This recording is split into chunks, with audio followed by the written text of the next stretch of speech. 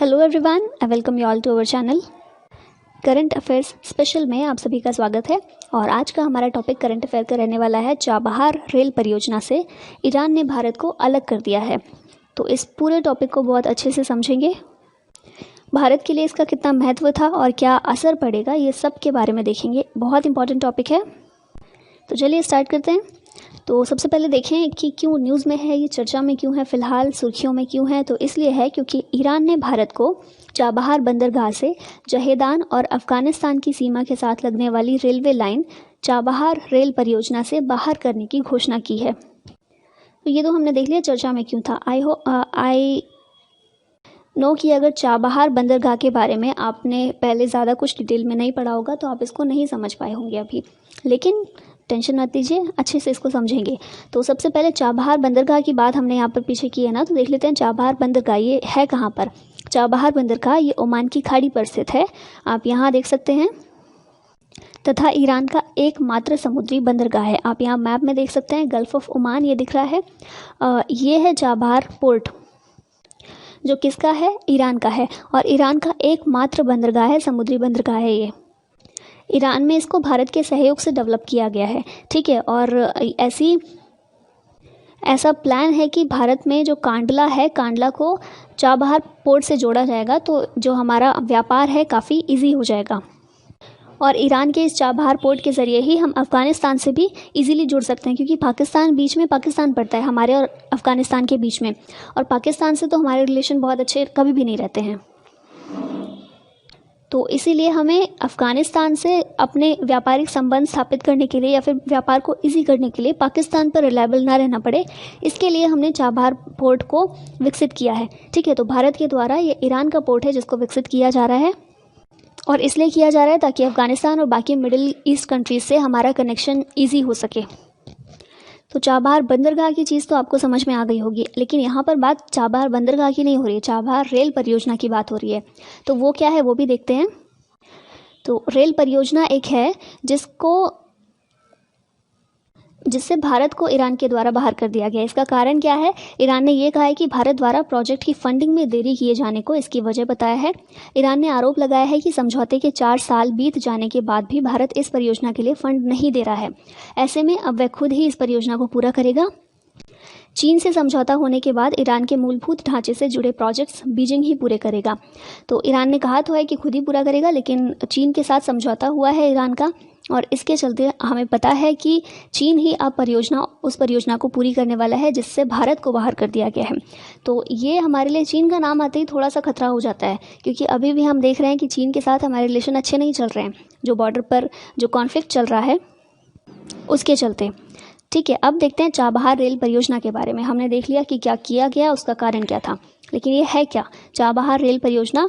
इसकी शुरुआत हुई थी 2016 में, जब हमारे पीएम जो नरेंद्र मोदी जी हैं उन्होंने ईरान की यात्रा की थी, और इस दौरान इन्होंने चाबहार समझौते पर हस्ताक्षर किया था। ये जो चाबहार रेल परियोजना है, इस पूरे परियोजना पर करीब 1.6 अरब डॉलर का निवेश होना था। इस परियोजना में चाबहार बंदरगाह और इस बंदरगाह से जहेदान के लिए 628 किलोमीटर रेलवे लाइन को पूरा किया जाना था। तो चाबहार रेल परियोजना यानी कि चाबहार बंदरगाह से लेकर जहेदान के लिए एक रेल लाइन बिछानी थी। कितने किलोमीटर की, 628 किलोमीटर की। इस परियोजना से भारत के अफ़गानिस्तान और अन्य मध्य एशियाई देशों तक एक वैकल्पिक मार्ग मुहैया कराया जाना था। इसके लिए ईरान, भारत और अफ़गानिस्तान के बीच त्रिपक्षीय करार हुआ था, ठीक है। त्रिपक्षीय संधि थी ये ईरान, भारत और अफ़गानिस्तान के बीच, और इस परियोजना को मार्च 2022 तक पूरा किया जाना था। अब देखिए वापस ये मैप पर हम आते हैं, अब अच्छे से आप इसको समझेंगे। चाबहार पोर्ट ये है, इससे जहेदान तक आप यहाँ देख रहे होंगे, जहेदान पॉइंट यहाँ पर, यहाँ तक एक रेल परियोजना, रेल लाइन बिछानी थी एक, ठीक है, 628 किलोमीटर की। और फिर यहाँ से आगे अफ़गानिस्तान के काबुल तक एक रेल लाइन बिछाई जाती। उसके लिए भी तीनों देशों के बीच एक समझौता हुआ था, अफ़गानिस्तान, ईरान और भारत के बीच में। तो इससे अब ईरान के द्वारा भारत को बाहर निकाल दिया गया है, भारत को बाहर कर दिया गया है। भारत ने ईरान के चाबहार बंदरगाह को विकसित करने में अरबों रुपए खर्च किए हैं। यहाँ बात हो रही है चाबहार बंदरगाह, ठीक है। चाबहार बंदरगाह को भारत ने विकसित किया और इसके लिए बहुत सारे रुपए खर्च किए हैं। भारत के लिए चाबहार व्यापारिक के साथ साथ रणनीतिक तौर पर भी बेहद महत्वपूर्ण है। यह बंदरगाह चीन की मदद से विकसित किए गए पाकिस्तान की ग्वादर पोर्ट से सिर्फ 100 किलोमीटर दूर है। ग्वादर पोर्ट का नाम आया है, आपने अगर सुना होगा तो ग्वादर पोर्ट पाकिस्तान में है और इसको चीन ने विकसित किया है।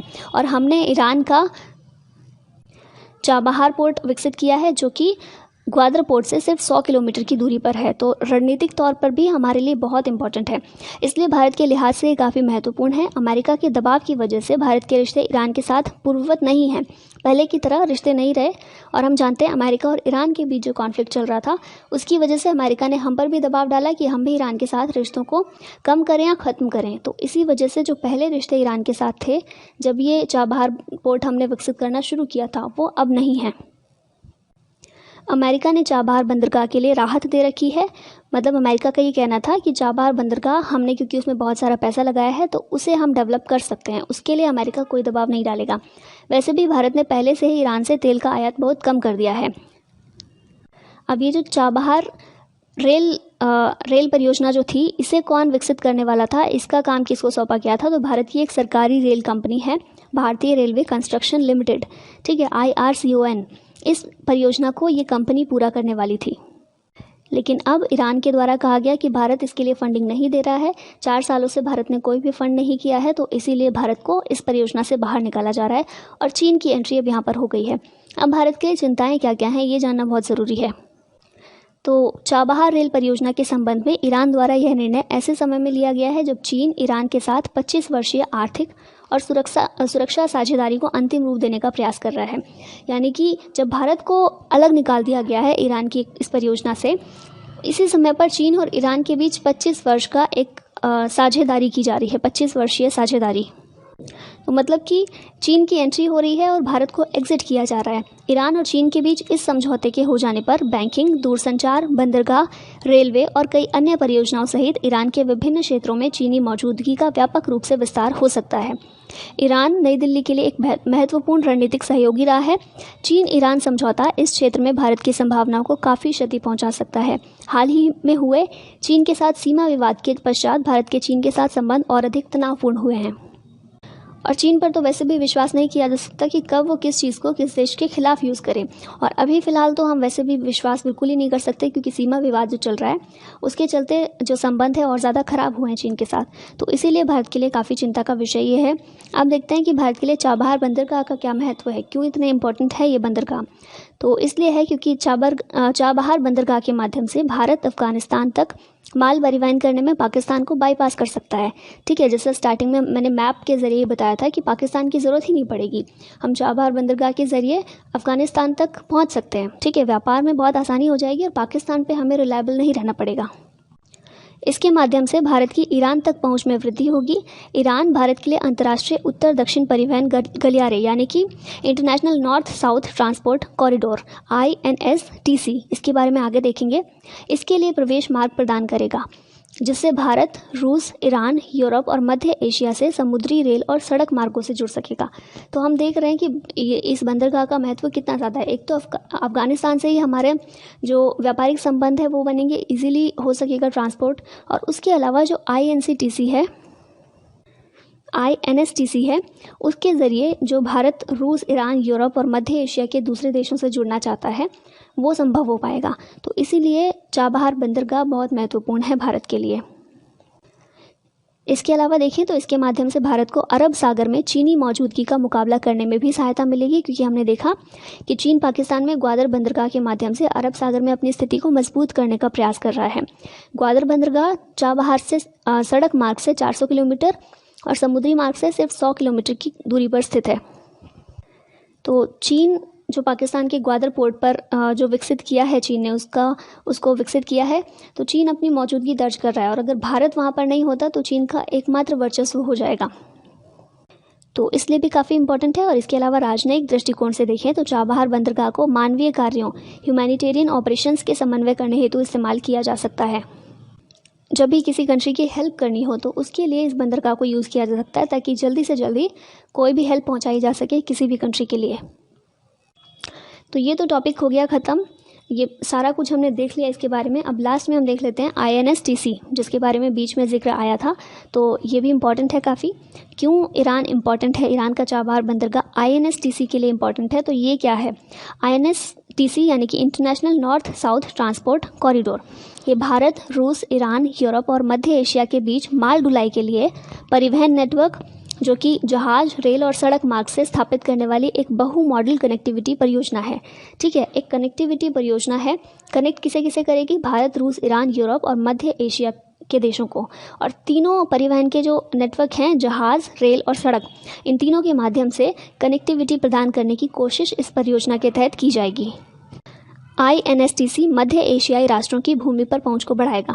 अब आप मैप में देख सकते हैं INSTC को, ये किस तरह से मार्ग पूरा है। भारत ईरान के ज़रिए, ईरान के चाबहार पोर्ट के ज़रिए मध्य एशिया में पहुंचेगा, उसके बाद रशिया तक पहुंच सकता है, फिर अफ्रीका से जाते हुए, स्वेज नहर से जाते हुए जो यूरोप की कंट्रीज़ हैं वहाँ तक कनेक्टिविटी बढ़ाने का पूरा प्रयास भारत का रहेगा। तो INSTC ये है। अब इसको थोड़ा और डिटेल में देख लें तो यह एक नई अवधारणा नहीं है। इस प्राचीन मार्ग का उपयोग यूरोपीय, भारतीय और कई अन्य विदेशी व्यापारियों द्वारा मध्य एशियाई बाज़ारों तक पहुंचने के लिए किया गया था। ठीक है, तो नया नहीं है।